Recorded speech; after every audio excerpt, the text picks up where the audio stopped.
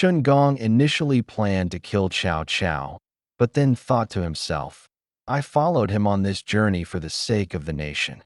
If I kill him now, it would be unjust. I'd better leave him instead. So he sheathed his sword, mounted his horse, and rode away toward Dongjun before dawn to seek another path. Cao Cao woke up and discovered Qin Gong was gone. He speculated, he must have heard my words last night and thinks I'm ruthless. He doesn't want to follow me anymore. I need to leave here immediately and not linger. So he rushed overnight to Chenlu, found his father, told him everything, and expressed his desire to sell off family property to recruit a volunteer army. His father replied, we don't have much money. It might be hard to accomplish anything. But there is a man named Wei Hong here, known for his generosity and righteousness, and his family is wealthy. If he can help, your cause might succeed. Cao Cao then hosted a banquet and sincerely invited Wei Hong to his house. He explained, the Han court has lost power, and Dongzhuo monopolizes authority, oppressing the emperor and harming the people. I wish to raise an army to oppose him, but I lack the strength. You are a man of loyalty and righteousness. I humbly ask for your help. Wei Hong replied, I've had this thought for a long time, but never met the right hero. Since you, Mengda, have such grand ambitions, I'm willing to donate my fortune to support you. Cao Cao was overjoyed. He immediately forged an imperial edict, sent messages to various regions, and began recruiting troops. He raised a white flag inscribed with the words loyalty and righteousness. Within a few days, people eager to join the cause flocked in like falling rain. At that time, a man from Yangping named Eugene, styled Wenqian, came to join Cao Cao. Another from Shanyang, named Li Jian, styled Manqing, also pledged his allegiance. Cao Cao made them both officers in his personal guard. Also, from Qiao County in Peigua, came Xiahou Dun, styled Yuan Rang, a descendant of Xiahou Ing. He had trained in martial arts from a young age and, at 14, killed someone who insulted his teacher. After fleeing, he heard of Cao Cao's uprising and, along with his cousin Xiahou Yuan, each brought 1,000 men to join him. These two were from the same clan as Cao Cao. Chao's father, Cao Song, was originally born into the Xiahou family, but was adopted by the Cao family. Soon after, Cao Cao's cousins, Cao Run, styled Zixiao, and Cao Hong, styled Zillion, each arrived with over 1,000 troops. Both were skilled in archery and horseback riding, and highly proficient in combat. Cao Cao was thrilled and began training troops in the village. Wei Hong contributed all his family wealth to purchase arms, armor, banners, and provisions. People from all directions donated food and supplies beyond count. At this point, Yuan Shao received Cao Cao's forged edict. He gathered his civil and military officers and led 30,000 troops from Bohai to meet with Cao Cao. Cao Cao issued a proclamation calling for the whole nation to rise up against Dongzhuo. Dongzhuo deceives the heavens and defies the earth. He murdered the emperor and usurped the state, defiled the court, and slaughtered the people. His wickedness knows no bounds. We have received a secret edict from the emperor to gather righteous troops, purge China of this tyrant, and annihilate these villains. We call upon all who value justice to rise up, avenge the nation, restore the Han court, and rescue the people. Upon receiving this proclamation, warlords from all regions responded enthusiastically. A total of 17 forces joined the uprising: Yuan Shu, Han Fu, Kong Zhou Lu Dai, Wang Quang, Zhang Miao, Xiao Mao, Yuan Yi, Bao Xian, Kong Rong, Zhang Chao, Tao Qian, Ma Teng, Gong Sun Zan, Zhang Yang, Sun Jian, and Yuan Shao. Each led troops toward Luoyang to suppress Dongzhuo. While passing through Pingyuan County in Dezhou, Gongsun Zan, governor of Beiping, leading 15,000 elite soldiers, encountered Liu Bei. Liu Bei, who had earlier been appointed magistrate thanks to Gongsun Zan's recommendation, had come out of town to welcome the army. He introduced his sworn brothers, Guan Yu and Zhang Fei. Upon hearing this, Gongsun Zan praised them. These two helped defeat the Yellow Turban rebels? How can such heroes be reduced to mere archers and foot soldiers? That's a waste. Now that Dong Zhuo is wreaking havoc and the warlords are rising up, why don't you join me in restoring the Han dynasty? Liu Bei immediately agreed. Zhang Fei exclaimed, "Had I killed that scoundrel back then, none of this would have happened today." Guan Yu added, "What's done is done. Let's prepare and go now." Liu Bei and his brothers joined Gongsun Zan and went to meet Cao Cao. The rest of the warlords arrived one after another, with camps stretching over 200 li. Cao Cao slaughtered cattle and horses to host a grand banquet where they discussed battle strategies. Wang Kuang said, "Since we fight for righteousness, we must choose a leader to command the armies before we proceed." Cao Cao proposed. Yuan Shao is from a noble family that has produced high-ranking officials for 4 generations. He is a descendant of a famous Han statesman and respected by many. He should be our leader. Yuan Shao repeatedly declined, but the others insisted until he accepted. The next day, a 3-level altar was constructed, adorned with banners from all directions.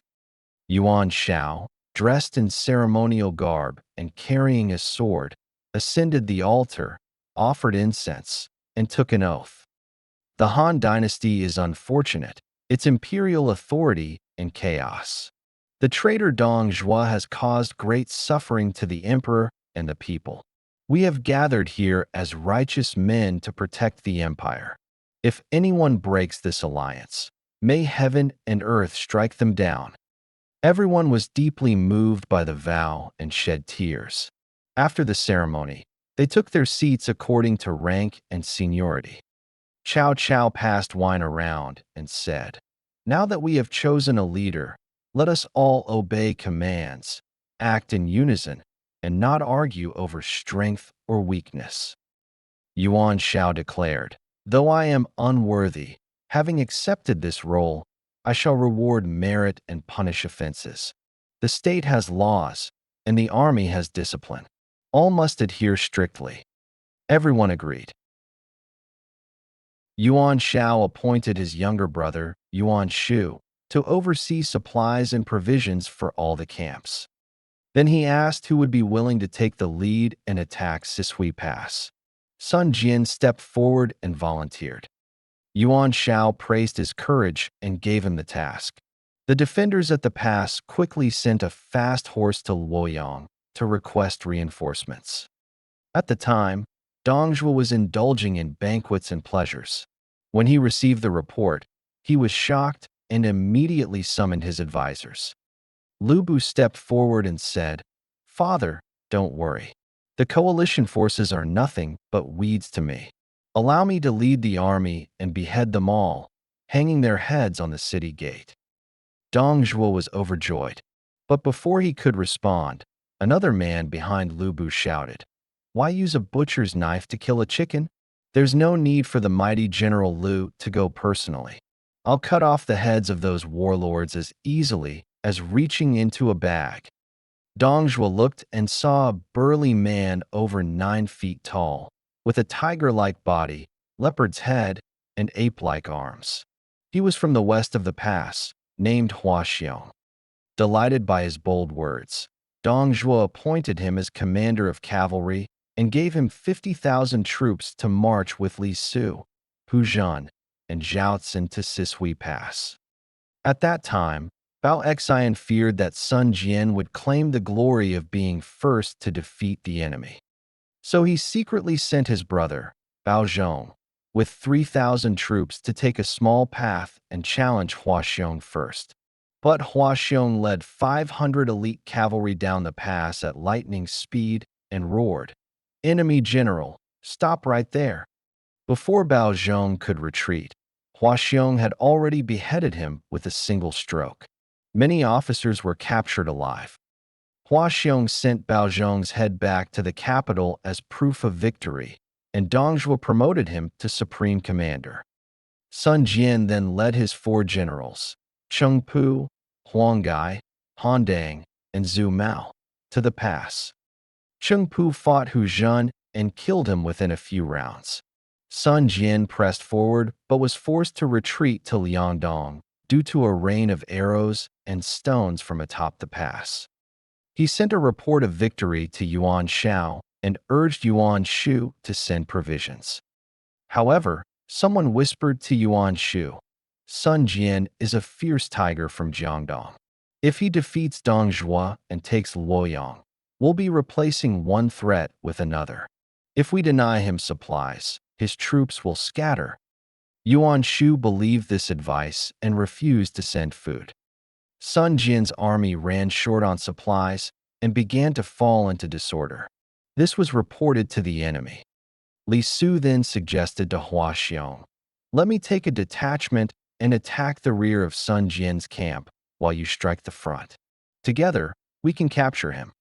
That night, under a clear sky and bright moon, they launched a surprise attack. Sun Jian hastily mounted his horse and ran into Hua Xiong. They fought a few rounds, but when Li Su's army set the camp on fire, Sun Jian's forces scattered in panic. Only Zhu Mao stayed close to protect Sun Jian as they broke through the encirclement. Hua Xiong pursued them. Sun Jian shot 2 arrows, which Hua Xiong dodged. On the 3rd shot, his bow broke from the force. Zhu Mao said, your red turban makes you too easy to recognize. Let me wear it instead. Sun Jian removed his turban, gave it to Zhu Mao, and the two split up to escape.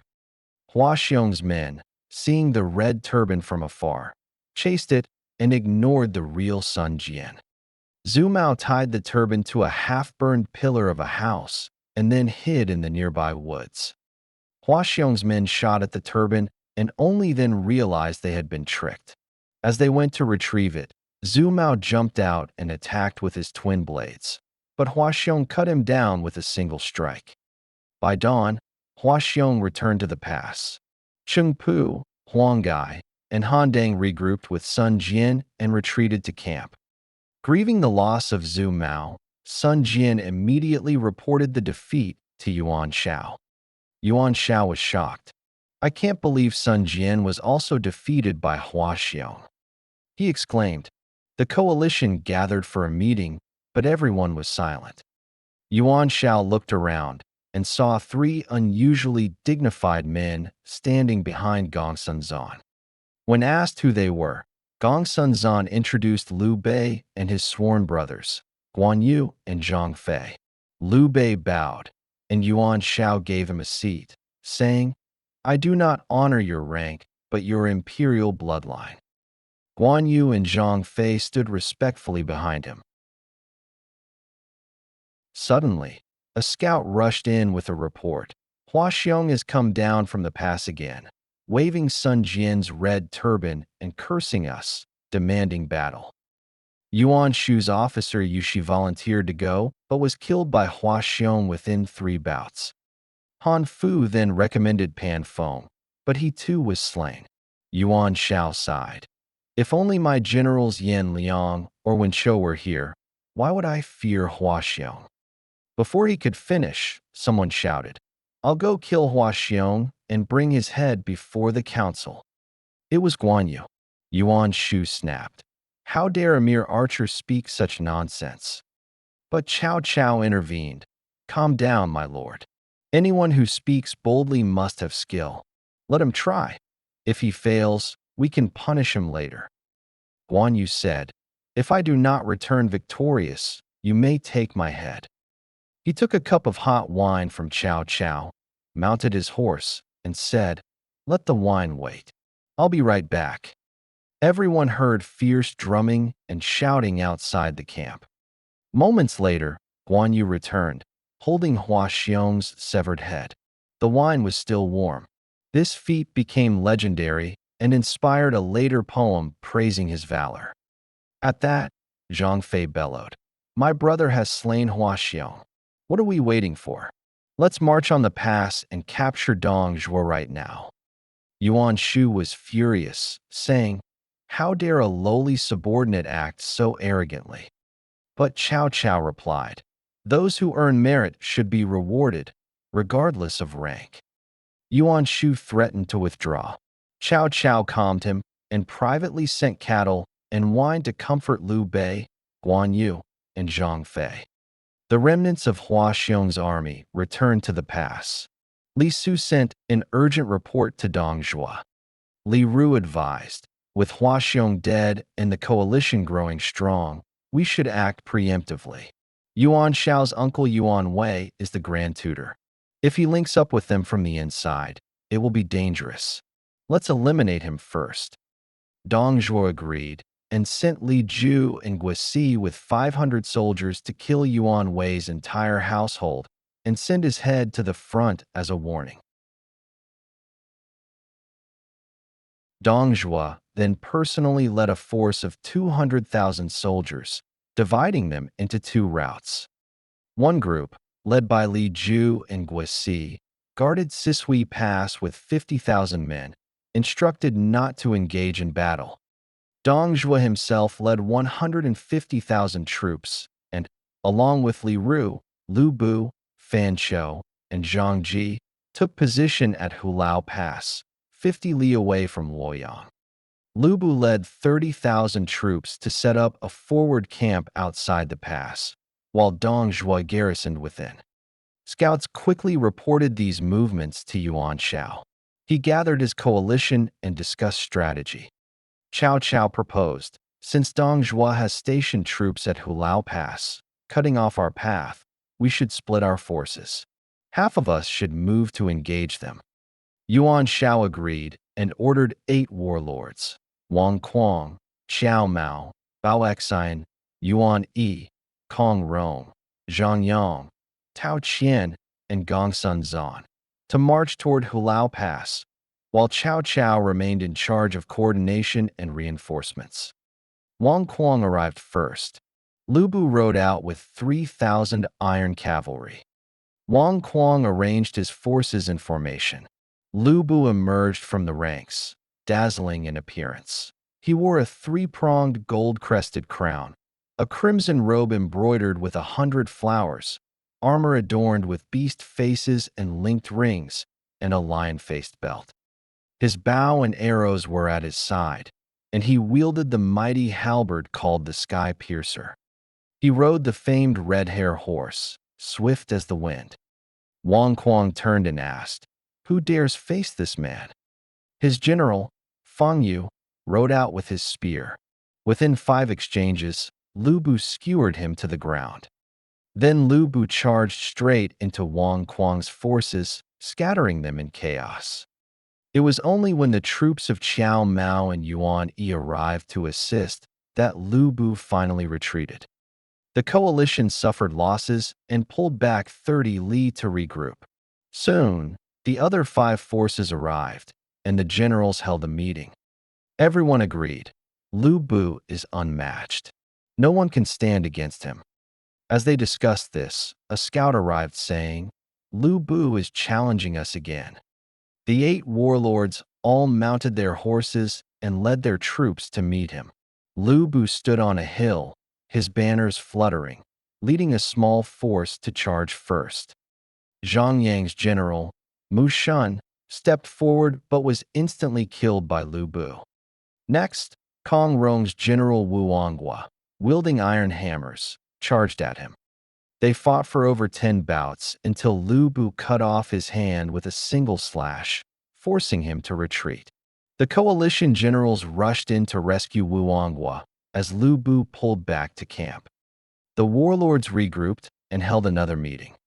Cao Cao said, "Lu Bu is invincible in combat. We should gather all 18 warlords and discuss a strategy. If we can capture Lu Bu, Dongzhuo will be easy to deal with." While they were still talking, Lu Bu again appeared for battle. This time, Gongsun Zan personally fought him but was quickly defeated and fled. Lu Bu chased him on the red hare, a horse that could gallop 1,000 li a day, like wind. Just as Lu Bu raised his halberd to strike Gong Sun Zan from behind, a voice roared, "You three surnamed slave, stop right there.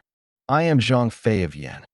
He came charging in with his serpent spear, his fierce eyes glaring like lightning and his tiger-like beard bristling. Lu Bu turned from Gong Sun Zan and engaged Zhang Fei. They fought fiercely for over 50 rounds without a winner. Seeing this, Guan Yu rode up with his 82 gene green dragon crescent blade and joined the fight. The three warriors fought Lu Bu in a triangle formation for another 30 rounds with no clear outcome. Then Liu Bei, wielding twin swords, charged in on his yellow-maned steed to assist. The three brothers encircled Lu Bu, attacking like a spinning whirlwind. The entire battlefield was stunned by the intensity of the fight. Lu Bu defended against all sides, but couldn't hold them off for long. He feinted an attack toward Liu Bei's face, causing him to dodge, then broke through the encirclement. Dragging his halberd, he galloped back toward the pass. The three brothers chased after him, and the coalition army raised a thunderous cry as they followed. Lu Bu's troops retreated into Hulao Pass. Liu Bei, Guan Yu, and Zhang Fei chased him to the gate. They looked up and saw the green imperial canopy fluttering in the wind. Zhang Fei shouted, "That must be Dong Zhuo. Why chase Lu Bu? Let's capture the traitor himself and root out the problem." He spurred his horse forward to attack the pass. Just as the saying goes, to catch the thief, seize the leader. True merit lies in extraordinary deeds. What happens next remains to be told in the following chapter. Summary. In this chapter, Cao Cao launches a righteous uprising against Dong Zhuo, forging an imperial edict to rally support. 17 regional warlords respond and unite their forces. Sun Jian takes the lead at Sishui Pass, but suffers setbacks against Hua Xiong. Guan Yu then steps forward and beheads Hua Xiong before his wine even cools, stunning the allied forces and boosting morale. Furious, Dong Zhuo executes Yuan Wei to prevent internal betrayal and personally leads 200,000 troops to Hulao Pass.